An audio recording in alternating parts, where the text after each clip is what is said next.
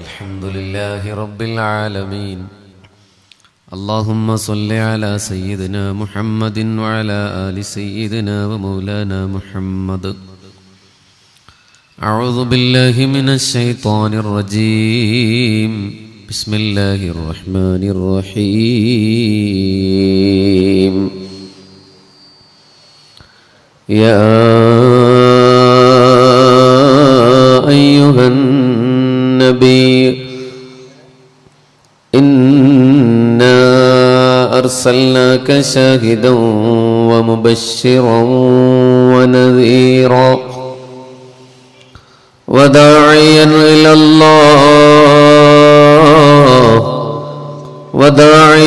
إلى الله بإذنه وسراجا منيرا. صدق الله.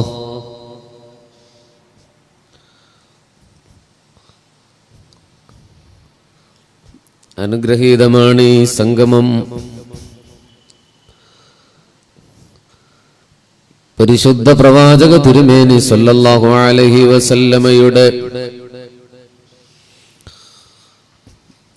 അഭിവന്യ പരമ്പരകളുടെ സാന്നിധ്യമുള്ള മണ്ണിലാണ് നമ്മൾ ഈ ഒരുമിച്ച് കൂടുന്നത്. നമ്മുടെ മനസ്സിന്റെ മാണിക്യക്കൊട്ടാരത്തിലെ രാജകുമാരനെ ഹബീബ് നബി മുഹമ്മദ് മുസ്തഫ സല്ലല്ലാഹു അലൈഹി വസല്ലമയുടെ പ്രകീർത്തനങ്ങൾ നിറഞ്ഞു നിൽക്കുന്ന മജ്ലിസാണിത്, മുബാറക്കായ മജ്ലിസാണിത്. തന്റെ സ്വതസിദ്ധമായ സ്വനവേടകം കൊണ്ട് മുസ്ലിം കൈരളിയുടെ ഹൃദയങ്ങളിൽ ഇറങ്ങിയ അഭിവന്ദനായ ബാക്കവിയുടെ പ്രഭാഷണം നടക്കാനിരിക്കുകയാണ്. ബിസ്മില്ലാഹിർ റഹ്മാനിർ റഹീം എന്ന വിശുദ്ധ നാമധേയത്തിൽ ഇവിടെ കൂടിയ സകല മുഅ്മിനീങ്ങളുടെയും അഭിവന്യ നായകന്മാരുടെയും എല്ലാ സമ്മതത്തോടെയും കൂടി സവിനയം ഈ വേദി ഉദ്ഘാടനം ചെയ്തതായി അറിയിക്കുകയാണ്. ആരാണ് പരിശുദ്ധ റസൂൽ തിരുമേനി സല്ലല്ലാഹു അലൈഹി വസല്ലം? നമ്മുടെ പ്രഭാഷണങ്ങളിൽ, നമ്മുടെ ലേഖനങ്ങളിൽ, നമ്മുടെ സംഭാഷണങ്ങളിൽ, നമ്മുടെ വിലയിരുത്തലുകളിൽ നിറഞ്ഞു നിൽക്കുന്ന ഒരു പ്രവാചകനുണ്ട്. പക്ഷെ ആ പ്രവാചകൻ നമ്മൾ മനസ്സിലാക്കാതെ പോയ ബാത്വിനി വ്യക്തിത്വമുള്ള ഒരു പ്രവാചകൻ കൂടിയാണ്. പുണ്യനബി സത്യസന്ധനായ കച്ചവടക്കാരനാണ്, നീതിമാനായ ഭരണാധികാരിയാണ്, ഉജ്ജ്വലനായ സമരനായകനാണ്. ഇങ്ങനെ പ്രകീർത്തനങ്ങളുടെ സവിശേഷതകളുടെ ഒരുപാട് അലങ്കാരങ്ങൾ പുണ്യനബിയുടെ മുകളിൽ നമ്മൾ ചാർത്തപ്പെടുമ്പോൾ അമുസ്ലിങ്ങളായ എത്രയോ ആളുകളുടെ ഉദ്ധരണികൾ പുണ്യനബിയുടെ മഹത്വത്തിന് മകുടം ചാർത്താൻ വേണ്ടി നമ്മൾ ഉപയോഗപ്പെടുത്തുമ്പോൾ നമ്മൾ അറിയാതെ പോകുന്ന ഒന്നാണ് ഹബീബിന്റെ ബാത്വിനിയായ വ്യക്തിത്വം. പുണ്യനബിക്ക് രണ്ട് വ്യക്തിത്വമുണ്ട്, ഒന്ന് ലാഹിറായ വ്യക്തിത്വം, ഒന്ന് ബാത്വിനിയായ വ്യക്തിത്വം.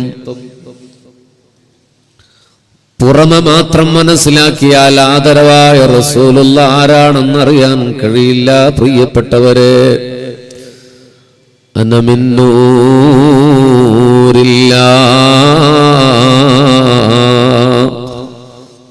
വകുല്ലു ശൈഇൻ മിൻ നൂരി. ഞാൻ അല്ലാഹുവിന്റെ നൂറാണ്, ഞാൻ അല്ലാഹുവിന്റെ പ്രകാശമാണ്.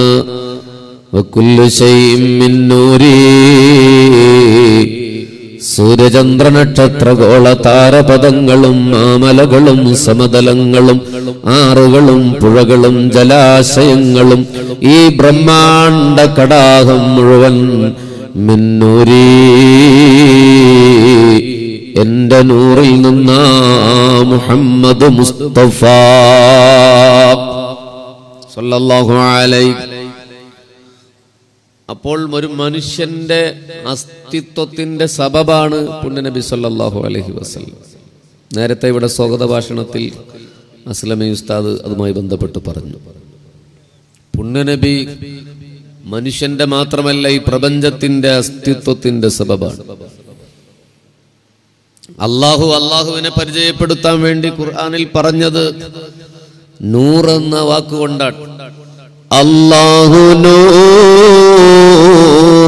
സമാവാതി വൽ അർള് മസലു നൂരിഹി കമിസ്കാത്തിൻ ഫീഹാ മിസ്ബാഹ്.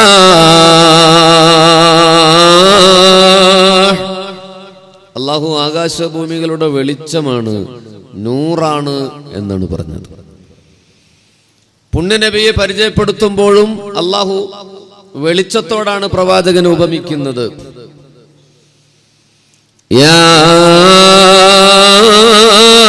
അയ്യുഹൻ നബി, ഏ നബിയായവരെ, ഇന്നാ അർസൽനാക, അങ്ങയെ നാം നിയോഗിച്ചിട്ടുള്ളത്, ഷാഹിദ, സാക്ഷിയായിട്ടാണ്, വമുബശ്ശിറാ, സ്വർഗത്തെ കുറിച്ച് സന്തോഷവാർത്ത അറിയിക്കുന്നവനായിട്ടാണ്, വനദീറാ, നരകത്തെ കുറിച്ച് മുന്നറിയിപ്പ് നൽകുന്നവനുമായിട്ടാണ്, വദാഇയൻ ഇലല്ലാഹ്, അല്ലാഹുവിലേക്ക് ക്ഷണിക്കുന്നവരായിട്ടാണ്, ബിഇദ്നിഹി, അല്ലാഹുവിന്റെ ഇതിനോടുകൂടി അല്ലാഹുവിലേക്ക് ക്ഷണിക്കുന്ന ആളായിട്ടാണ്. ഇതൊക്കെ പുണ്യനബിയുടെ സവിശേഷതകളായി അല്ലാഹു മൗലൂദ് ഓതുകയാണ്, അല്ലാഹു പ്രകീർത്തിക്കുകയാണ്, അല്ലാഹു മദ്ഹ് പറയുകയാണ്. അപ്പോൾ മനുഷ്യര് മാത്രമല്ല മദ്ഹ് പറയുന്നത്, അല്ലാഹു തന്നെ മദ്ഹ് പറയുന്നുണ്ട്.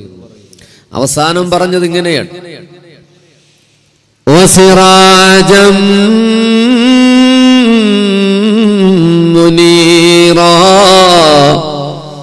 വസിറാജം മുനീറാ, വസിറാജം മുനീറാ, അങ്ങ് ജ്വലിക്കുന്ന വിളക്കാണ് നബിയേ, ജാജ്വല്യമാർന്ന ഭദ്രദീപം എന്നാണ് എന്റെ ആത്മഗുരു അതിനർത്ഥം പറഞ്ഞത്. ജ്വലിക്കുന്ന വിളക്കാണ് നബിയെ, കാലാതിവർത്തിയായ പ്രകാശ വിളക്കാണ് നബിയെ. അങ്ങ് ആരുടെ വായ കൊണ്ട് ഊതിക്കൊടുത്താൻ ശ്രമിച്ചാലും ഏതു കൊടുങ്കാറ്റിലും അണഞ്ഞു പോകാതെ കാലങ്ങളോളം കടന്നു പോകുന്ന വിളക്കാണ് നബിയെ. സിറാജ് എന്നാണ് പ്രയോഗിച്ചത്, വിളക്ക്, വെളിച്ചത്തിന്റെ പ്രതീകമാണ് വിളക്ക് എന്ന് പറയുന്നത്. ഞാനധികം ദീർഘിപ്പിച്ച് പറയുന്നില്ല, എന്നോട് 20 മിനിറ്റ് പറയാനാ പറഞ്ഞത്, 20 മിനിറ്റായ ഞാൻ നിർത്തും. വെളിച്ചത്തിന്റെ പ്രതീകമാണ് വിളക്ക്. അപ്പോൾ അല്ലാഹു നൂറാണ്, മുത്തുനബിയും വെളിച്ചമാണ്. അല്ലാഹു വെളിച്ചമാണ്, മുത്തുനബിയും വെളിച്ചമാണ്. ഖുർആനിലെ പല ആയത്തുകളുടെയും വിശദീകരണങ്ങളിൽ ഖുർആനിനെ ആത്മചിന്താപരമായി വിശദീകരിച്ച ആളുകളൊക്കെ പല ആയത്തുകളിലും വെളിച്ചമെന്ന് പറഞ്ഞതൊക്കെ മുത്തുനബിയെ കുറിച്ചാണ് എന്ന് രേഖപ്പെടുത്തിയിട്ടുണ്ട്. യുഖ്രിജുകും മിനൽ-ളുലുമാതി ഇലൻ-നൂർ വൻ-നജ്മി ഇദാ ഹവാ യുരീദൂന ലിയുത്ഫിഉ നൂറല്ലാഹ്. ഇങ്ങനെ പല ആയത്തുകളിൽ പറഞ്ഞ വെളിച്ചം മുത്തുനബിയെ കുറിച്ചാണെന്ന് രേഖപ്പെടുത്തിയ ആളുകളുണ്ട്. അപ്പോൾ പുണ്യനബി വെളിച്ചമാണ്, അല്ലാഹുവും വെളിച്ചമാണ്. നിങ്ങൾക്ക് കിട്ടിയ നോട്ടീസിന്റെ തുടക്കത്തിലെ ആമുഖം നിങ്ങൾ ശ്രദ്ധിച്ചു കാണും. അതിലിങ്ങനെ എഴുതിയിട്ടുണ്ട്, ആദം നബി അലൈഹിസ്സലാമയെ സൃഷ്ടിക്കുന്നതിന് 2000 വർഷങ്ങൾക്ക് മുമ്പ് അല്ലാഹുവിനെ തസ്ബീഹ് ചൊല്ലിയിരുന്ന ഒരു പ്രകാശമായിരുന്നു ഞാൻ. അതൊരു ഹദീസാണ്. കുന്തു നൂറാ കുന്തു നൂറാ കുന്തു നൂറാ, ഞാനൊരു പ്രകാശമായിരുന്നു, ഞാനൊരു വെളിച്ചമായിരുന്നു.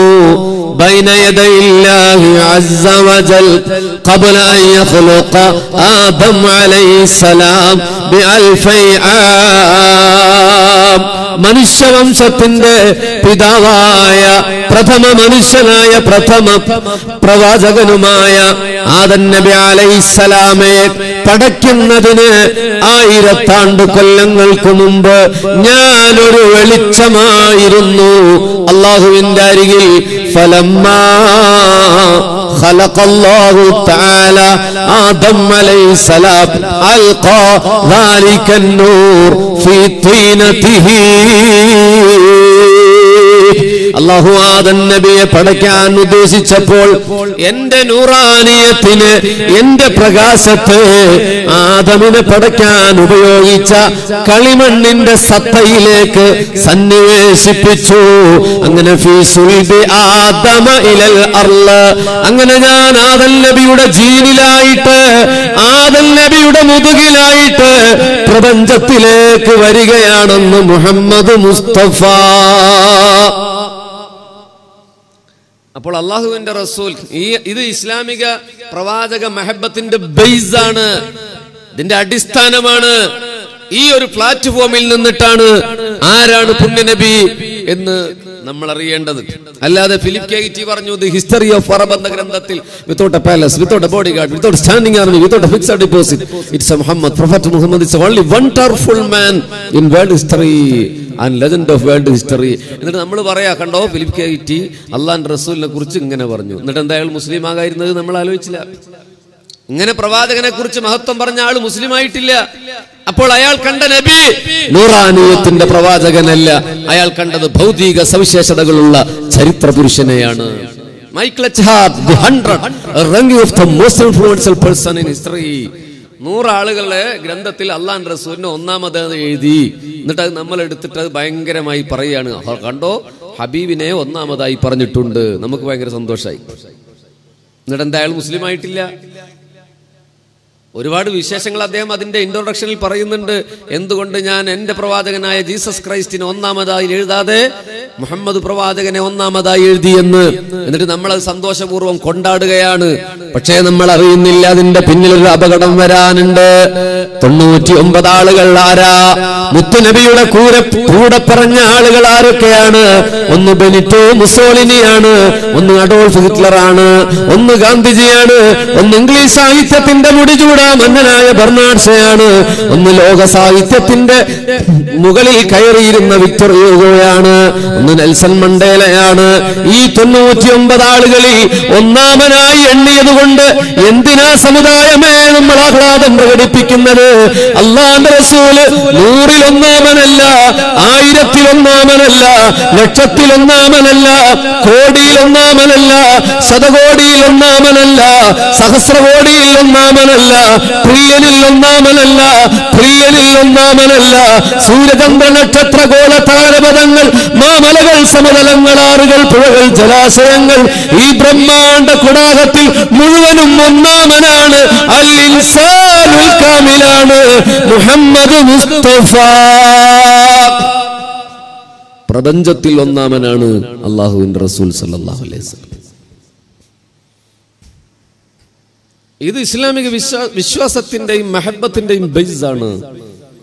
പ്രവാചകൻ നൂറാണെന്ന് ഹൃദയത്തിൽ കയറുമ്പോഴാണ് നമുക്ക് അല്ലാഹുവിന്റെ റസൂലിനോടൊരു വികാരം ഉണ്ടാവുകയുള്ളൂ, ഒരു പ്രേമം ഉണ്ടാവുകയുള്ളൂ. അല്ലെങ്കിൽ കരുണ കാണിച്ച ഒരുപാട് ആളുകൾ ലോകത്ത് വന്നു പോയിട്ടുണ്ട്. റസൂലിന്റെ അത്രക്കൊന്നും വരില്ലെങ്കിൽ നീതി കാണിച്ച ഒരുപാട് ആളുകളുണ്ട്, വിനയം കാണിച്ച ആളുകളുണ്ട്. പക്ഷേ അതൊക്കെ ഹബീബിന്റെ ഭൗതികമായ മനുഷ്യ വിഭാഗത്തിൽ തന്നെ ഏറ്റവും മനോഹരമായ സവിശേഷതകളാണ്. പക്ഷേ ഇത് പ്രവാചകൻ ആർജിച്ചെടുത്തതല്ല, ഉണ്ടാക്കിയെടുത്തതല്ല. അത് ഹബീബിൽ വന്നു ചേരുന്നത് എങ്ങനെയാണ്? ഞാൻ അല്ലാഹുവിന്റെ നൂറാണ്, ഞാൻ അല്ലാഹുവിന്റെ വെളിച്ചമാണ്. ആ പ്രകാശത്തിന്റെ പ്രതീകമാണ്, അതിന്റെ ജാജല്യമാണ് ഹബീബിൽ കാണുന്ന ഈ സവിശേഷതകളല്ല. ഇങ്ങനെ പറയുമ്പോൾ മുത്തുനബി അല്ലാഹുവാണെന്നോ അല്ലാഹുവിന്റെ പുത്രനാണെന്നോ ദൈവികമായ പരിവേഷമുണ്ടെന്നോ ആരും തെറ്റിദ്ധരിക്കേണ്ട. മനുഷ്യനാണ്, മനുഷ്യനാണ്. പക്ഷേ അൽ ഇൻസാനുൽ കാമിലാണ്, സമ്പൂർണ്ണ മനുഷ്യനാണ്, പെർഫെക്റ്റ് മാൻ സല്ലല്ലാഹു അലൈഹി വസല്ലം. ഞാൻ അവസാനിപ്പിക്കുകയാണ്. ഈ അർത്ഥത്തിൽ ഹബീബിനെ പുതിയ തലമുറയുടെ മനസ്സിലേക്ക് നമ്മൾ കയറ്റി വെക്കണം. പ്രവാചകൻ ഒരു വെളിച്ചമാണ്, അതുകൊണ്ടാണ് സിദ്ദീഖ് തങ്ങൾ കണ്ട മാത്രയിൽ ബോധം കെട്ടു വീണത്. അതുകൊണ്ടാണ് അള്ളാന്റെ റസൂൽ വാരിയെടുത്ത ചരൽക്കല്ലുകൾ തസ്ബീഹ് ചൊല്ലിയത്. അതുകൊണ്ടാണ് അള്ളാന്റെ റസൂലിന്റെ മുമ്പിൽ വന്ന് പട്ടിണിക്കിട്ട ഉടമസ്ഥനെതിരെ ഒട്ടകം ആവലാതി പറഞ്ഞത്. അതുകൊണ്ടാണ് അള്ളാന്റെ റസൂലിന്റെ മുമ്പിൽ വന്നിട്ട് മാൻപേടെ പരാതി പറഞ്ഞ് സാക്ഷിയാകാൻ പറഞ്ഞത്. അതുകൊണ്ടാണ് അള്ളാന്റെ റസൂലിന്റെ മുമ്പിൽ സൗർ ഗുഹയിൽ വെച്ച് പാമ്പ് സംസാരിച്ചത്. അതുകൊണ്ടാണ് അചേതനമായ ഈത്തപ്പനയുടെ മട്ടൽ അള്ളാന്റെ റസൂലിന്റെ പദപങ്കജം നഷ്ടപ്പെട്ട വേദനയിൽ കരഞ്ഞു നിലവിളിച്ചത് മസ്ജിദുൻ നബവിയില്. അതുകൊണ്ടാണ് അള്ളാന്റെ റസൂലിന്റെ മുമ്പിൽ ഉടുമ്പ് സംസാരിച്ചത്.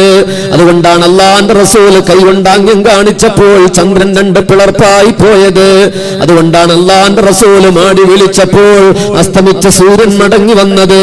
അതുകൊണ്ടാണ് ഹബീബെന്ന് മാടി വിളിച്ചപ്പോൾ മരം അതിന്റെ നാരായ വേരുണ്ടത്. ഇലാ ഹളറത്തി റസൂലില്ലാഹ് ജഅത് ലിദഅവതിഹി അസ്താറു സാജിദതൻ തംശി ഇലൈഹി അലാ സാഖിം ബിലാ ഖദമി ചല്ലു മൗലായ സല്ലി വസൽ. പ്രവാചക പ്രണയം കൊണ്ട് നിറഞ്ഞ മജ്ലിസാണിത്. ആവേശത്തോടെ ഒന്ന് ചെല്ലണേ.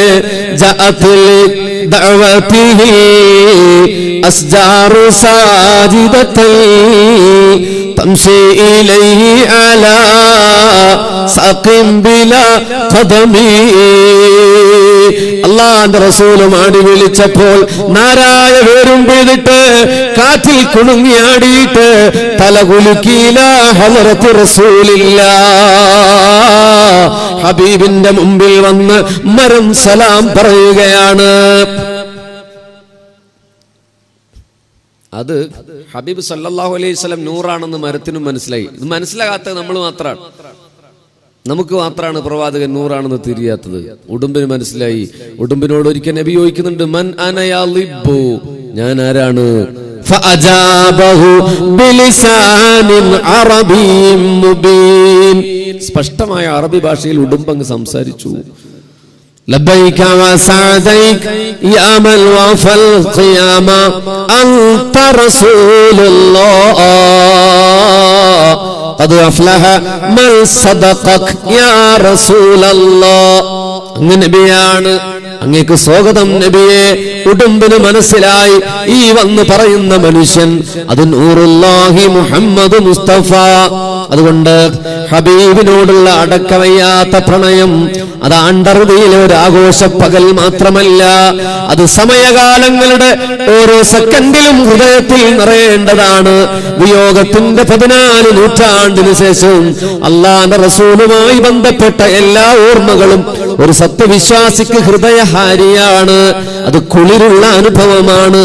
അല്ലാഹു ഈ മജ്ലിസിന്റെ ഹക്ക് കൊണ്ട് നമ്മെ മദീനയിൽ എത്തിക്കുമാറാകട്ടെ.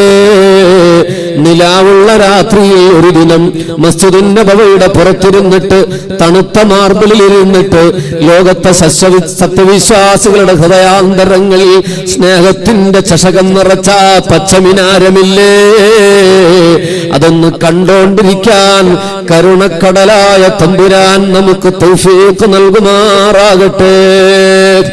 പറഞ്ഞു വെച്ചത് ഹബീബ് സല്ലല്ലാഹു അലൈഹി വസല്ലം വെളിച്ചമാണ്. ഇതിന് ഉപോത്ബലകമായ ഒരു സംഭവം കൂടി ഉദ്ധരിക്കട്ടെ. ജിബ്രീൽ അലൈഹിസ്സലാത്തു വസ്സലാമയോട് പുണ്യനബി ഒരിക്കൽ ചോദിക്കുന്നുണ്ട്, ജിബ്രീലെ, എന്റെ പ്രായം എത്ര, നിങ്ങളുടെ പ്രായം എത്രയാണ്, നിങ്ങളുടെ വയസ്സ് എത്രയാണ് എന്ന് ചോദിച്ചു. അപ്പോൾ ജിബ്രീൽ അലൈഹിസ്സലാം പറഞ്ഞു, എനിക്കറിയില്ല, എന്നാലും ഒരു ഏകദേശമൊക്കെ ഞാൻ പറയാം, കൃത്യമായിട്ട് എനിക്കറിയില്ല. ഏകദേശ കണക്ക് ഇങ്ങനെയാണ്. 3-ാം തിരശ്ശീലയിൽ ഒരു നക്ഷത്രം ഉദിക്കാറുണ്ട്. ആ നക്ഷത്രം ഇന്നുദിച്ചാൽ പിന്നെ കാണുക 70,000 കൊല്ലം കഴിഞ്ഞിട്ടാണ്. വീണ്ടും ആ നക്ഷത്രത്തെ കാണണമെങ്കിൽ വീണ്ടും 70,000 കൊല്ലം കഴിയണം. വീണ്ടും ആ നക്ഷത്രത്തെ കാണണമെങ്കിൽ വീണ്ടും 70,000 കൊല്ലം കഴിയണം. വീണ്ടും ആ നക്ഷത്രത്തെ കാണണമെങ്കിൽ വീണ്ടും 70,000 കൊല്ലം കഴിയണം. ഇങ്ങനെ ആ നക്ഷത്രത്തെ ഞാൻ എൻ്റെ ഈ ആയുഷ്കാലത്തിനിടയിൽ 72,000 തവണ കണ്ടു നബിയെ എന്ന് ഹളറത്ത് ജിബ്രീൽ അലൈഹിസ്സലാത്തു വസ്സലാം. 70,000 കൊല്ലങ്ങളുടെ ദൈർഘ്യമേറിയ ഇടവേളയിൽ മൂന്നാം തിരശീലയിൽ മിന്നിമറയുന്ന ഒരു ശുക്രനക്ഷത്രത്തെ ഞാൻ കാണാറുണ്ട് നബിയേ. പിന്നെ ഞാനതിനെ കാണണമെങ്കിൽ വീണ്ടും 70,000, അങ്ങനെ 72,000 തവണ കണ്ടു. അത്ര കാലമാണ് ഞാൻ അല്ലാഹു പടച്ചിട്ട്, എന്നെ പടച്ചിട്ട് അത്ര കാലമായി. ഞാനതിന്റെ വിശദീകരണങ്ങളിലേക്ക് പോകുന്നില്ല, സമയപരിധിയുണ്ട്. നിങ്ങളൊന്ന് വീട്ടിൽ പോയിട്ടൊന്ന് പരിശോധിച്ച് നോക്കി എത്ര ഉണ്ടാവും, ഗുണിച്ചു നോക്കിയാൽ കിട്ടും. ഹബീബുനാ വസയ്യിദുനാ മുഹമ്മദുൻ സല്ലല്ലാഹു അലൈഹി മുത്തുനബി സല്ലല്ലാഹു അലൈഹി വസല്ലം അപ്പോൾ മറുപടി പറയുകയാണ്, എന്റെ കൂട്ടുകാരാ ജിബ്രീൽ, നിങ്ങൾ കണ്ടില്ലേ ആ നക്ഷത്രത്തെ? അത് മൂന്നാം തിരശീലയിൽ അങ്ങ് കണ്ട ജ്വലനശേഷിയുള്ള ആ കാർത്തിക നക്ഷത്രമില്ലേ, അത് ഞാനാണ് ജിബ്രീൽ മുഹമ്മദ് മുസ്തഫ. എന്തൊരു വർത്തമാനമാണ്! ഖൽബ് കോരിത്തരിക്കണ്ടേ പ്രിയപ്പെട്ടവരെ? ജിബ്രീലിനെ പടയ്ക്കുന്നതിന് ഒരുപാട് മുമ്പ് പുണ്യനബിയുടെ നൂറ് പ്രപഞ്ചത്തിന്റെ വെളിച്ചമായി, ലോകത്തിന്റെ വെളിച്ചമായി, ദ ലൈറ്റ് ഓഫ് വേൾഡ് പുണ്യനബിയുണ്ട് എന്ന് ജിബ്രീലിനോട് ഹബീബ് മുഹമ്മദ് മുസ്തഫ. അതാണ് റസൂൽ സല്ലല്ലാഹു അലൈഹി വസല്ലം. അതാ ഞാൻ പറഞ്ഞത്, ഇത് മഹബത്തിന്റെ ബേസ് ആണ്. ഈ ബേസ് മനസ്സിലാക്കാതെ പുണ്യനബിയെ അവിടുത്തെ ഭൗതിക സവിശേഷതകൾ കൊണ്ട് മാത്രം വിലയിരുത്തപ്പെട്ടാൽ 2 പതിറ്റാണ്ട് കഴിഞ്ഞിട്ട് നമ്മുടെ തലമുറയോട് ആരാണ് നബി എന്ന് ചോദിച്ചാൽ ഗാന്ധിജിയെ പോലെ ചരിത്രത്തിലുള്ള ഒരു മനുഷ്യനാണെന്ന് നമ്മൾ കേൾക്കേണ്ടി വരും. നഊദു ബില്ലാഹ്, അല്ലാഹു കാക്കുമാറാകട്ടെ. ഇത് സഹാബത്തിന് ശരിക്കും മനസ്സിലായിട്ടുണ്ടായിരുന്നു. നിങ്ങൾക്കറിയില്ലേ, കോഴിക്കോട് മുഖദാർ എന്ന് പറയുന്ന ഒരു പ്രദേശമുണ്ട്. മുഗീറത്തു ശുഅബ റളിയല്ലാഹു അൻഹുവിന്റെ ഓർമ്മയാണത്. മുഗീറ അദ്ദാർ, ദാർ എന്ന് പറഞ്ഞാൽ അറബിയിൽ വീട് എന്നർത്ഥം, ബൈത്ത്. അപ്പോൾ മുഗീറ താമസിച്ച വീട്. അതുകൊണ്ടാണ് കോഴിക്കോടിന്റെ പ്രാന്തപ്രദേശത്തുള്ള ആ പ്രദേശത്തിന് ഇപ്പോഴും മുഖദാർ എന്ന പേര് വന്നു. മുഗീറത്തു ശുഅബ റളിയല്ലാഹു അൻഹു വന്നിട്ടുണ്ട്. ആ മുഗീറ റളിയല്ലാഹു തആല അൻഹു ഹബീബ് സല്ലല്ലാഹു അലൈഹി വസല്ലമയുടെ വഫാത്ത് കഴിഞ്ഞിട്ട് ഇന്ന് റൗളയിലെ ലോകത്തെ സകലമാന കോടി മനുഷ്യരുടെ ഹൃദയം നിറയുന്ന മദീന, ആ റൗളയിൽ പുണ്യനബിയുടെ ഖബർ ശരീഫിലേക്ക് അവിടത്തെ ജനാസ വെച്ചപ്പോ സഹാബത്ത് അവസാനമായി നോക്കി നിൽക്കുകയാണ്. എനിക്ക് കാണാൻ പറ്റില്ലല്ലോ തങ്ങളുടെ മുന്നിൽ ജീവിച്ചു പോയ ഈ ചന്ദ്രശോഭയെ. അപ്പോഴാണ് മുഗീറക്കൊരു ബുദ്ധി തോന്നിയത്. അവിടെ നിന്ന് റിപ്പോർട്ട് പറയുന്നുണ്ട്,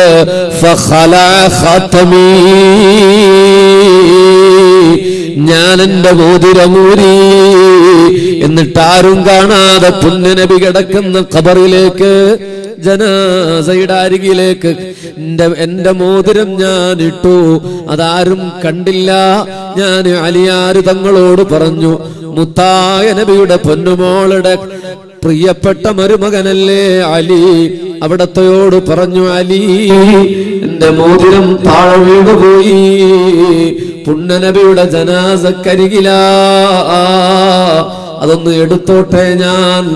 ഞാനത് സമ്മതം കിട്ടിയപ്പോ ഓരോരുത്തരോരോ തിരക്കിലാണ്.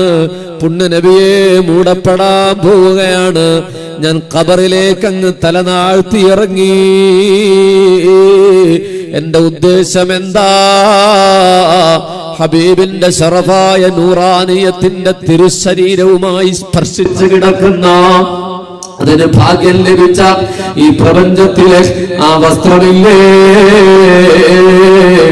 വെളുത്ത കഫംപുട, ഞാൻ എന്റെ മോതിരം എടുക്കുന്നതിന് മുമ്പ് ഹബീബിന്റെ തിരുശരീരത്തിൽ ഒട്ടിച്ചേർന്ന് കിടക്കുന്ന കഫംപുടയിൽ ഞാൻ എന്റെ മുഖമമർത്തി പുന്നാര നബിയുടെ ശരീരത്തിൽ ബന്ധപ്പെട്ട് കിടക്കുന്ന കഫംപുട എന്റെ മുഖത്ത് കൂട്ടിയാൽ മുഗീറയുടെ മുഖത്തിന് നരകം ഹറാമാ, നരകം ഹറാമാ. ഞാനങ്ങനെ ചെയ്തു എന്ന് നമ്മളെക്കാൾ തൗഹീദ് പഠിച്ച, നമ്മളെക്കാൾ ശിർക്ക് പഠിച്ച, നമ്മളെക്കാൾ മുത്തുനബിയെ പ്രണയിച്ച ആ സഹാബിയെ രേഖപ്പെടുത്തുകയാണ്. അതെന്തുകൊണ്ടാണ്? ഇതൊരു സാധാരണ മനുഷ്യനായിരുന്നുവെങ്കില്, ഇതൊരു കേവല ചരിത്ര പുരുഷനായിരുന്നുവെങ്കില് എന്തിനാ പ്രിയപ്പെട്ടവരെ പുണ്യ നബിയോട് മഹബത്ത് കാണിക്കുന്നത്? സയ്യിദുനാ ഉസ്മാൻ ഇബ്നു അഫ്ഫാൻ ഹബീബിന്റെ തിരുവിരലുകളിൽ പതിഞ്ഞു കിടന്നൊരു മോതിരമുണ്ട്. ഒരു യമനി ഖാത്തമായിരുന്നു അത് ഇമാം ബുഖാരി തങ്ങൾ ഉദ്ധരിക്കുന്നുണ്ട്. പ്രിയപ്പെട്ടവരെ, ഖാതമുൻ മിൻ വറഖ എന്നും ഒരു പരാമർശമുണ്ട്. ആ മോതിരം ഹബീബദ തന്റെ വിയോഗത്തിനു മുമ്പ് ഹബീബിന്റെ പ്രിയപ്പെട്ട ഹബീബായ നിഴലില്ലാത്ത നബിയുടെ നിഴലായ അബൂബക്കർ തങ്ങൾക്ക് സമ്മാനിക്കുകയാണ്. അവിടത്തെ കയ്യിലത് 2 കൊല്ലവും 10 മാസവും കിടന്നു. യഥാ പിന്നെ അല്ലാഹുവിന്റെ റസൂലിന്റെ രണ്ടാമുത്തരാധികാരി, ചരിത്രത്തിന്റെ അഭിമാനമേ സയ്യിദുനാ ഉമറുൽ ഫാറൂഖ് അവിടത്തെ കയ്യിലെത്തി. ആ കയ്യിലത് 10 കൊല്ലവും 2 മാസവും വിശ്രമിച്ചു. പ്രിയപ്പെട്ടവരെ, അവിടത്തെ വിയോഗത്തിന് മുമ്പ് ആ മോതിരമതാ ചരിത്രത്തിന്റെ തിരുശേഷിപ്പ് പോലെ സയ്യിദുനാ ഉസ്മാൻ ഇബ്നു അഫ്ഫാൻ അവിടത്തെ കയ്യിലേക്ക് എത്തിച്ചേരുകയാണ്. ഓരോ സായാഹ്നങ്ങളിലും മസ്ജിദുൽ അരീസിൻ എന്ന കിണറിന്റെ സമീപം ചെന്നിട്ട് സായാഹ്നങ്ങളിൽ ഏകാന്തനായിരുന്നിട്ട് ഉസ്മാൻ തങ്ങൾ ഇങ്ങനെ അരിമയോടെ കയ്യിലിട്ട് കളിച്ചുകൊണ്ടിരിക്കും. ആ മോതിരത്തെ എന്തിനാണെന്നറിയോ? ആരുടെ കയ്യിലാണ് ഈ മോതിരം പതിഞ്ഞു കിടന്നത്? മുത്തായ നബിയുടെ തിരുവിരലുകളില്, പിന്നെ അബൂബക്കറിന്റെ, പിന്നെ ഉമറിന്റെ റളിയല്ലാഹു അൻഹുമാ. ആ മോതിരമല്ലേ തന്റെ കയ്യിലെന്ന അനുഭൂതിയാൽ അതിങ്ങനെ കളിക്കാറുണ്ട്. അതേ, അതൊരു ഓർമ്മയാണ്, അതൊരു സൂചനയാണ്, അതൊരു അനുസ്മരണയാണ്, അതൊരു മഹബത്താണ്. അത് ശീതബന്ധമായ സ്നേഹബന്ധത്തിന്റെ, ഈടുറ്റ ബന്ധത്തിന്റെ മനോഹരമായ തെളിവാണ്. പക്ഷേ മുഅ്മിനേ, ഉസ്മാന്റെ കയ്യിൽ നിന്നതാ ആ മോതിരമങ്ങ് കിണറ്റിൽ വീണുപോയി. ഉസ്മാൻ തങ്ങൾ അങ്ങ് നിലവിളിച്ചു. തന്റെ സകല ഫോഴ്സും കൊണ്ടുവന്നിട്ട് മദീനയുടെ ഖലീഫ പറഞ്ഞു, അരീസ് എന്ന കിണർ വറ്റിക്കണം. 3 ദിവസമാണ് പ്രിയപ്പെട്ടവരെ ആ വെള്ളം മുഴുവൻ വറ്റിച്ചു. എന്തിനാന്നറിയുമോ? അധികം വില പിടിപ്പില്ല ആ മോതിരത്തിന്. അതിനേക്കാൾ വലിയ മോതിരം വാങ്ങാൻ കഴിവുള്ള ആളാണ് ഖലീഫ ഉസ്മാന്. മദീനയുടെ താഴ്വരകളിൽ മേഞ്ഞു നടന്നത് ഉസ്മാന്റെ ഒട്ടകക്കൂട്ടങ്ങളാണ്. മദീനയുടെ ഹരിതാപ നിറച്ചു നിന്ന ഈന്തത്തോട്ടങ്ങൾ മുഴുവൻ ഈ ഉസ്മാന്റെയാണ്. മദീനയുടെ മരുഭൂമി പലതും ഈ ഉസ്മാന്റെയാണ്. പക്ഷെ ആ മോതിരമുണ്ടല്ലോ, അത് വല്ലാത്തൊരു മോതിരമാ. 3 ദിവസക്കാലം പരിധി കിട്ടിയിട്ടില്ല. ഉസ്മാൻ തങ്ങളുടെ വഫാത്ത് വരെ അവിടുന്ന് പലപ്പോഴും വിങ്ങിക്കരഞ്ഞിട്ട് പറഞ്ഞിരുന്നു അത്രേ, ഉസ്മാൻ എന്ത് നിർഭാഗ്യവാനാണ്. പ്രിയപ്പെട്ടവരെ, മുത്തുനബിയോടുള്ള ഈടുറ്റ ബന്ധത്തിന്റെ മങ്ങാത്ത അടയാളമാണത്. കഅബ ശരീഫിന്റെ മുകളിൽ ഒരു പാത്തിയുണ്ട്, മീസാബ് എന്ന സ്വർണ്ണപ്പാത്തി. അതിന്റെ താഴെ നിൽക്കാൻ അല്ലാഹു നമുക്ക് തൗഫീഖ് ചെയ്യുമാറാകട്ടെ. സയ്യിദുനാ ഉമർ ഇബ്നുൽ ഖത്താബിന്റെ ഭരണകാലത്ത് അവിടെ ഒരു പാത്തിയുണ്ട്. പ്രിയപ്പെട്ടവരെ, അബ്ബാസ് റളിയല്ലാഹു അൻഹുവിന്റെ വീട്ടിൽ നിന്നൊരു പാത്തി അതിങ്ങോട്ട് ചെരിഞ്ഞു നിൽക്കുകയാണ്. അത് സയ്യിദുനാ ഉമർ അങ്ങ് മാറ്റി തന്റെ ഭരണ സ്വാധീനം ഉപയോഗിച്ച് ആ പാത്തി അങ്ങ് മാറ്റി. അബ്ബാസ് റളിയല്ലാഹു അൻഹു ഖലീഫയുടെ മുന്നിൽ വന്ന് പറഞ്ഞു, അമീറുൽ മുഅ്മിനീൻ, എന്താ നിങ്ങൾ ചെയ്തത്? ആ പാത്തി മാറ്റിയെന്നോ? എന്റെ വീടിന്റെ പാത്തി മാറ്റിയെന്നോ? ഉമർ തങ്ങൾ പറഞ്ഞു, ജനങ്ങൾക്ക് ബുദ്ധിമുട്ടായ പാത്തി അത് ആരുടേതാണെങ്കിലും അല്ലാഹുവിന്റെ റസൂലിന്റെ പ്രിയപ്പെട്ട വത്സലനാണ് അബ്ബാസ്, മാറ്റുമെന്ന് പറഞ്ഞപ്പോ അബ്ബാസ് തങ്ങൾ പറഞ്ഞു, ഉമറേ, ആ പാത്തിയുടെ ചരിത്രം അറിയുമോ നിങ്ങൾക്ക്? പുന്നാര നബിയുടെ തിരുകരങ്ങളാലാണ് ആ പാത്തി അവിടെ വെച്ചിട്ടുള്ളത് എന്റെ വീട്ടില്. നിങ്ങളത് മാറ്റിയെന്നോ? ഉമർ തങ്ങൾ അങ്ങ് പൊട്ടിക്കരഞ്ഞു. എന്താണ് ഈ കേൾക്കുന്നത്? ഹബീബിന്റെ തിരുകര സ്പർശമേറ്റിട്ട് പുന്നാര നബിയുടെ തിരുകരങ്ങളാൽ സ്ഥാപിതമായ പാത്തി ഉമർ മാറ്റിയെന്നോ? പറ്റില്ല, ഞാനിതാ ഇവിടെ നിൽക്കാം, നിങ്ങൾ എന്റെ ചുമലത്ത് കയറണേ, എന്നിട്ട് ആ പാത്തി ഒന്ന് വെക്കണേ. 12,000 ചതുരശ്ര മൈൽ പരന്നു കിടക്കുന്ന വിശാലമായ അറേബ്യൻ റിപ്പബ്ലിക്കിന്റെ കിരീടം വെക്കാത്ത ചക്രവർത്തി കിസ്റാപ്പാനിക്കും കൈസറും ഇറക്കുന്നതാ, മിസ്റുൽ മുഖൗഖിസ് കേട്ടുടൽ ഞെട്ടുന്നതാ, അവരാണ് അമീറുൽ മുഅ്മിനീൻ ഉമറല്ലോ. ലോകത്തെ സകല രാജാക്കന്മാരുടെയും സിംഹാസനങ്ങളെ പിടിച്ചു കുലുക്കിയ ലോകത്തിന്റെ ചരിത്രത്തിന്റെ വസന്തത്തിന്റെ ഇടിമുഴക്കമേ ഉമറുൽ ഫാറൂഖ് തന്റെ ചുമല് കാണിച്ചു കൊടുത്തു. അബ്ബാസ് തങ്ങൾ കയറി നിന്നു, പാത്തി പുനഃസ്ഥാപിച്ചു. എന്നിട്ട് പറഞ്ഞു, ഉമറിന്റെ ചുമലിൽ നിന്നോ പുന്നാര നബിയുടെ തിരുകരമേറ്റ വസ്തുവിനോട് ഞാൻ അനീതി ചെയ്തെന്നോ?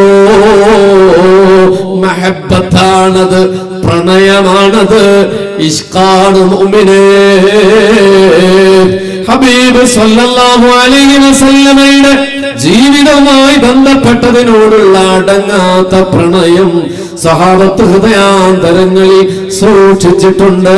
വിയോഗത്തിന്റെ 14 നൂറ്റാണ്ട് കടന്നുപോയിട്ട് ലോകത്തിന്റെ അഷ്ടദിക്കുകളില്, മൊറോക്കയുടെ തെരുവീതികളില്, ലബനോന്റെ പുണ്യനബിയുടെ പ്രകീർത്തനത്തിന്റെ മജ്‌ലിസുകളില്, ഈജിപ്തിന്റെ പ്രവാചക പ്രണയത്തിന്റെ അനുരാഗമൊഴുകുന്ന മജ്‌ലിസുകളില്, ഇന്ത്യയുടെ വരണ്ട ഗ്രാമങ്ങളിലെ മങ്കൂസ് മൗലീദിന്റെ മജ്‌ലിസുകളില്, ദാ നമ്മൾ ഇവിടെയും പുണ്യനബിയുടെ പ്രകീർത്തനമാണ് നടത്തുന്നതെങ്കിൽ ലോകത്തൊരു നേതാവിനെ, ലോകത്തൊരു നായകനെ ഇത് ലഭിച്ചിട്ടുള്ളൂ.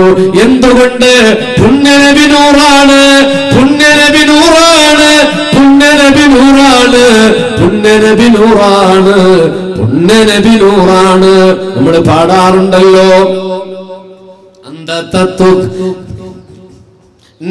ബൈതൻ അന്ത സാകിനുഹു ലൈസ മുഹ്താജൻ ഇലസ്സുറുജി. എന്റെ ആത്മഗുരു ആ ബൈത്ത് മാറ്റിയാണ് പാടിയിട്ടുള്ളത്. നമ്മൾ അർത്ഥം വെക്കാറ് ഇങ്ങനെയാണ്, ഇന്നാ ബൈതൻ അന്ത സാകിനുഹു, നബിയേ അങ്ങ് ഞങ്ങളുടെ വീട്ടിൽ താമസിച്ചാൽ, ഞങ്ങളുടെ വീട്ടിൽ അങ്ങ് താമസിച്ചാൽ, ലൈസ മുഹ്താജൻ ഇലസ്സുറുജി, അവിടെ വേറെ ഒരു വിളക്ക് വേണ്ട നബിയെ. വല്ല വീട്ടിൽ നബി താമസിച്ചാൽ അന്നാ വീട്ടിൽ വിളക്ക് വേണ്ട. പക്ഷേ അതിങ്ങനെയാണ് എന്റെ അഭിവന്യ ആത്മഗുരു പാടിയത്, ഇന്നാ ബൈത്തുൻ അന്ത സാകിനു, നബിയേ അങ്ങ് വീടാ. ഞങ്ങള് ഇന്നാ ബൈത്തുൻ, ഞങ്ങളാകുന്ന വീട്ടില് അങ്ങ് താമസിക്കുന്നു നബിയേ. നേരത്തെ പറഞ്ഞു ഞങ്ങളുടെ വീട്ടിൽ അങ്ങ് താമസിച്ചാൽ വേറൊരു വിളക്കിന് ആവശ്യമില്ല. ഇപ്പൊ പറയുന്നത് അങ്ങനെയല്ല, ഇന്നാ ബൈത്തുൻ, ഞങ്ങൾ വീടുകളാണ്, അങ്ങ് താമസിക്കുന്ന വീടുകളാണ് ഞങ്ങൾ. അത് പറയാൻ ചങ്കുറപ്പ് വേണം. ഞാൻ എങ്ങനെ പറയാൻ? നമ്മൾ എങ്ങനെ പറയും? നമ്മുടെ ഹൃദയത്തിൽ റസൂലുണ്ടോ? നമ്മുടെ ഹൃദയത്തിൽ പ്രവാചകൻ തന്നെയാണോ വാസമുറപ്പിക്കുന്നത്? റസൂലും മിൻ അൻഫുസിക്കും, നിങ്ങളുടെ ആത്മാവിൽ നിന്നാണ് പ്രവാചകൻ. ഇതൊരു ലോജിക്കാണ്. പ്രിയപ്പെട്ടവരെ, പുണ്യനബിയുടെ നൂറിന്റെ ഒരു കണമെങ്കിലും ഹൃദയത്തിൽ ഇല്ലാത്തൊരു മുസ്ലിം ഉണ്ടാകില്ല. ചിലർക്ക് കൂടുതലുണ്ടാകും, ചിലർക്കൊരു പൊട്ടുണ്ടാവും. അത് ഊതി ഊതി കത്തിക്കണം നമ്മള്, അത് ജ്വലിപ്പിക്കുക തന്നെ വേണം നമ്മള്. അപ്പോഴങ്ങത് പ്രകാശിക്കും. അങ്ങ് താമസിക്കുന്ന വീടാണ് നബിയേ. വേറൊരു ബൈത്തിൽ നമ്മൾ ഇങ്ങനെ പാടാറുണ്ട്, മാലി സിവാ ഹുബ്ബി ലദൈകാ വസീലത്തുൽ ഫംനുൻ അലയ്യ ബിഫളി ജൂദിക സഅദി സല്ലു യാ റബ്ബി സല്ലി. ഇതാണ് മഹബത്തിന്റെ അടയാളം. സലാത്ത് നമ്മൾ ചെല്ലാറില്ല. പ്രവാചകൻ നമ്മുടെ ശ്രവണേന്ദ്രിയത്തിന്റെ സുഖം മാത്രമായി മാറിപ്പോയി. പ്രിയപ്പെട്ടവരെ, അതാണ് ഏറ്റവും വലിയ അപകടം. പ്രവാചകൻ ഹൃദയത്തിന്റെ ആനന്ദമാകുന്നില്ല, ആത്മാവിന്റെ വസന്തമായിട്ടില്ല, എന്റെയും നിങ്ങളുടെയും. അങ്ങനെയാണെങ്കിൽ ഉസ്മാൻ തങ്ങൾ മുത്തുനബിയുടെ പേര് കേട്ട വേളയിൽ അവിടുന്ന് പ്രകീർത്തനം നടത്തി. ഈ നോട്ടീസിൽ നിങ്ങൾ കണ്ടിട്ടുണ്ടാകും, മുത്തുനബിയുടെ മഹബത്തല്ലാതെ മറ്റൊരു പ്രതിഫലം നിങ്ങളുടെ സംഭാവന പോലും ലക്ഷ്യമല്ല എന്ന് പറയുമ്പോൾ സലാത്ത് തന്നെയാണ് ഇവിടെയും ലക്ഷ്യം. പക്ഷെ നമ്മൾ ചെല്ലാറില്ല എന്നുള്ളത് മറ്റൊരു കാര്യം. മുത്തുനബി നമ്മുടെ ചെവിയുടെ സുഖം മാത്രമായി പോയി, മുത്തുനബി ആത്മാവിന്റെ സുഖമായിട്ടില്ല. നമ്മൾ പറയാം, മാലി സിവാ ഹുബ്ബി ലദൈകാ വസീലാ. അതെങ്ങനെ നമ്മൾ പറയും? മുഅ്മിനീങ്ങളെ, അങ്ങയോടുള്ള പ്രേമമല്ലാതെ എനിക്ക് രക്ഷപ്പെടാൻ ഒരു മാർഗവുമില്ല നബിയെന്ന് പറയാൻ നമുക്ക് എവിടെ നബിയോട് സ്നേഹം? അത് എഴുതിയ ആൾക്ക് അങ്ങനെ പറയാം. അത് മഹാനായ സൈനുദ്ദീൻ മഖ്ദൂമിന്റെ തൂലികയിൽ നിന്ന് വാർന്നു വീണവനെയാണ്. ആ മഹാനുഭാവൻ അത് പറയാം, എന്റെ ഹൃദയത്തില് അങ്ങയോടുള്ള പ്രണയമല്ലാതെ മറ്റൊന്നില്ല നബിയേ എന്ന് പറയാൻ സൈനുദ്ദീൻ മഖ്ദൂമിന് കഴിയും. നമ്മളത് പിന്നെയും പാടുകയാണ്, മാലി സിവാ ഹുബ്ബി ലദൈകാ വസീലാ. എനിക്ക് രക്ഷപ്പെടാൻ അങ്ങയുടെ വസീലുണ്ട്, സ്നേഹത്തിന്റെ. എങ്ങനെ പറയും നമ്മള്? നമുക്ക് അങ്ങനെ ധൈര്യമുണ്ടോ? മുത്തുനബിയുടെ പ്രണയം ഹൃദയത്തിലുണ്ട് എന്നതുകൊണ്ട് രക്ഷപ്പെടാമെന്ന ആത്മധൈര്യം നമ്മുടെ ഹൃദയത്തിലുണ്ടോ? പ്രിയപ്പെട്ടവരെ, പിന്നെ ഒന്നുകൂടി ഞാൻ പറയുകയാണ്, ഇസ്തിരിയിട്ട ഭാഷയില് നമ്മുടെ ചില സഹോദരങ്ങൾ പറയാറുണ്ട്, മുത്തുനബിയെ സ്നേഹിക്കുക എന്ന് പറഞ്ഞാൽ മുത്തുനബിയെ പിൻപറ്റലാണ്. അല്ല, ചിലർക്ക് അങ്ങനെ പറയുന്നത്. നബിയെ സ്നേഹിക്കുക എന്ന് പറഞ്ഞാൽ ഘോഷയാത്ര നടത്തലോ മൗലൂദ് ഓതലോ മജ്ലിസ് ഉണ്ടാക്കലോ ഭക്ഷണം കൊടുക്കലോ ഒന്നുമല്ല. അത് നബിയെ പിൻപറ്റലാണ്, നബി പറഞ്ഞത് കേൾക്കലാണ്. അത് അബദ്ധമാണ്, ശുദ്ധ അബദ്ധമാണ്. ഒരാളെ പിൻപറ്റണമെങ്കിൽ അയാളെ സ്നേഹിക്കണമെന്നൊന്നുമില്ല. ആ കസേരയിലേക്ക് കിടക്കുന്നത് തെറ്റുന്നതാണ്. കസേരയിലേക്ക് നിലത്തിലേക്ക് വന്നിരുന്നല്ലോ.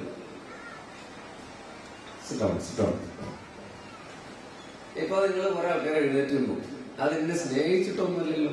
ആണോ? നിങ്ങൾക്ക് വിശ്വാസം എന്നെ സ്നേഹിച്ചിട്ടല്ല. പണ്ടാറക്കാലം എഴുന്നേറ്റ് നിൽക്കാൻ പറഞ്ഞില്ല. എങ്ങനെ ഇപ്പൊ എഴുന്നേറ്റ് നിൽക്കാൻ എനിക്കിപ്പോ എങ്ങനെ എഴുന്നേറ്റുന്നതാ.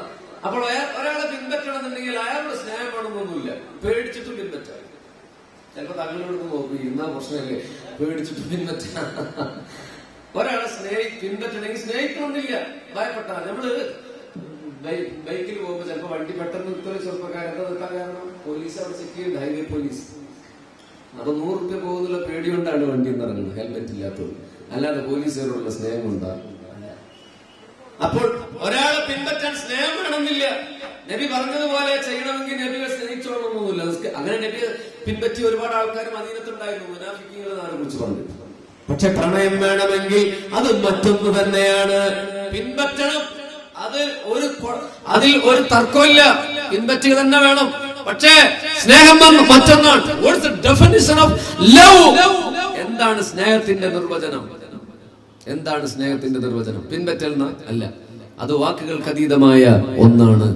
അത് പുണ്യനബിയുടെ പേര് കേൾക്കുമ്പോൾ, ആ മണ്ണിനെ കുറിച്ച് ഓർക്കുമ്പോൾ, അവിടത്തെ ഓർമ്മകളുമായി ബന്ധപ്പെട്ട എല്ലാത്തിനോടും സഹാബത്ത് കാണിച്ചത് വികാരപരമായ ഒരടുപ്പമാണ്, ബന്ധമാണ്. അത് അതാണ് ഉവൈസുൽ ഖർനിയുടെ പല്ല് പൊട്ടിക്കുന്നതിൽ നമ്മൾ കാണുന്നത്. ഞാൻ ചരിത്രം പറയുന്നില്ല, സമയം 2 മിനിറ്റ് കൂടി അവശേഷിക്കുന്നുള്ളൂ. ഉവൈസുൽ ഖർനി നബിയെ വല്ലാതെ പ്രണയിച്ച ആളാണ്. അവിടുന്ന് പല്ല് പൊട്ടിച്ചു. എന്തിനാണ് പല്ല് പൊട്ടിച്ചത്? നബി നിസ്കരിക്കാൻ പറഞ്ഞ പോലെ നിസ്കരിച്ചാ പോലെ എന്തിനാ പല്ല് പൊട്ടിച്ചത്? അതിനൊരു ഉത്തരവേ ഉള്ളൂ, അത് പ്രണയമാണ്, ഇഷ്കാണ്, ഹുബ്ബാണ്. പ്രവാചകൻ ഒളു ചെയ്യുമ്പോൾ അവിടത്തെ ശിഷ്ടജലത്തിനു വേണ്ടി പാത്രവുമായി തർക്കം കൂടി സഹാബത്ത് കുട്ടികളെ പോലെ ഇമാം ബുഖാരി തങ്ങൾ ഉദ്ധരിക്കുന്ന സ്വഹീഹായ ഹദീസ്. എന്താണത്? പ്രണയമാണത്, മറ്റൊരു മറുപടിയില്ല. അതുകൊണ്ട് വികാരപരമായ ഒരു ബന്ധം പിൻപറ്റുന്ന കാര്യത്തിൽ ഒരു പോയിന്റ് പോലും തർക്കമില്ല കേട്ടോ. അത് അതുപോലെ തന്നെ ചെയ്യണം. അള്ളാഹു തൗഫീഖ് നൽകുമാറാകട്ടെ. പക്ഷെ നമുക്ക് പ്രവാചകൻ പറഞ്ഞതുപോലെ പൂർണ്ണമായി പിൻപറ്റാൻ പറ്റിയെന്ന് വരില്ല. അതുകൊണ്ടല്ലേ പ്രേമത്തിന്റെ അനുരാഗ പുഴയൊഴുക്കിയ ഇമാം ശറഫുദ്ദീൻ ബുസൂരി അവിടുന്ന് പാടിയത് ലലം തു സുന്നതമൻ അഹിയല്ലന അമൈല അനിസ്തഖത ഖദമാ ഖുല്ലറമിൻ വറമി ചല്ലു മൗലായ സല്ലി വസല്ലിം ദായിമൻ നബത. ഈ പ്രസംഗം തീർന്നു പോകുമ്പോ ഒരു ഹുബ്ബിന്റെ മധുരം ഹൃദയത്തിൽ നിറയട്ടെ. അതുകൊണ്ട് മനസ്സ് നിറഞ്ഞു പാടൂ. പുണ്യ മഹാനായ പുണ്യ നബിയെ വാഴ്ത്തിക്കറിഞ്ഞുകൊണ്ട് സ്നേഹഗായകന് ഇമാം ശറഫുദ്ദീൻ ബുസൂരി പറയുകയാണ്, അലം തു സുന്നതമൻ അഹ്യൽ അമഇല. ഞാൻ പുണ്യ നബിയുടെ സുന്നത്തിനോട് എതിര് ചെയ്തവനാണ്. പുണ്യ നബിയുടെ സുന്നത്തിനോട് എന്റെ ശരീരത്തെ ആക്രമിച്ച് എതിർ ചെയ്തവനാണ് ഞാൻ. പുണ്യ നബിയെ ഞാൻ ഒരുപാട് പ്രകീർത്തിക്കുന്നുണ്ട്, പക്ഷേ സുന്നത്ത് ഞാൻ ചെയ്തിട്ടില്ല. അനിസ്തഖത ഖദമാ. പുണ്യ നബിയുടെ 2 കാലുകള് ഹബീബിനോട് പരാതി പറയാൻ മാത്രം നിന്ന് നിസ്കരിച്ച മുഹമ്മദ് മുസ്തഫ റസൂലുള്ളാഹി സ്വല്ലല്ലാഹു അലൈഹി വസല്ലം അവിടുത്തെ മാത്രം പ്രത്യേകതയായ ദീർഘിച്ച സുന്നത്ത് നിസ്കാരം നിസ്കരിച്ചിട്ട് ആയിഷ ബീവി പോലും പരാതി പറയുന്നുണ്ട്, എന്താ നബി ചെയ്യുന്നത്? അപ്പോൾ നബി പറയുന്നുണ്ട്, ഞാൻ നന്ദിയുള്ള അടിമയാണ്ടേന്ന്. എന്നിട്ട് 2 കാലങ്ങ് വിങ്ങി വീർത്തു. സുബഹിയോടടുക്കുന്നത് വരെ പുന്നാര പ്രവാചകൻ കാല് വിങ്ങി വീർക്കുന്നത് വരെ നിസ്കരിച്ചപ്പോ അനിസ്തഖത ഖദമാ